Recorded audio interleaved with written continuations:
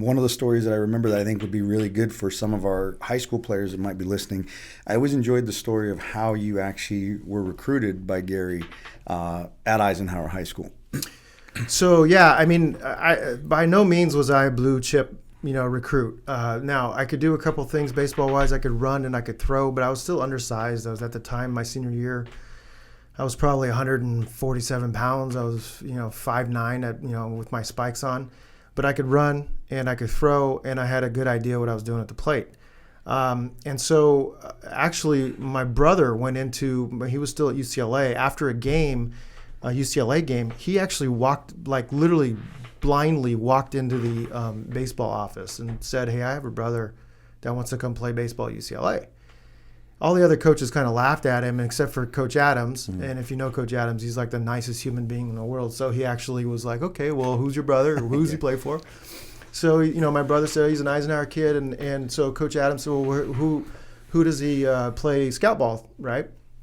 And so my scout team was with the Toronto Blue Jays, and it was with Mr. Cole. I just lost his first name, Cole.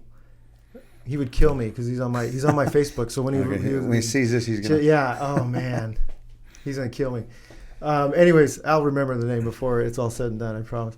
But and so he called Coach Adams called the scout over with Toronto and was like, "Hey, what kind of kid is he?" And the way he characterized me was, "Nick, he's a field rat, mm-hmm. right? He's your kind of player, Gary. You got to go see him." So he came to see me against Colton. Actually, we were playing Colton High School at Ganesha tournament, but it was off-site somewhere. It wasn't even at Colton or at Eisenhower. And I went 0 for 3 with a strikeout. And the next day, Gary calls me and says, "Nick, I want you to come to UCLA." And after that game, I was totally dejected because I knew he was there. He was wearing his big UCLA coat, and my parents knew he was there, and everybody. It was like a big old thing, and I'm like, oh man, I didn't have a good day at all.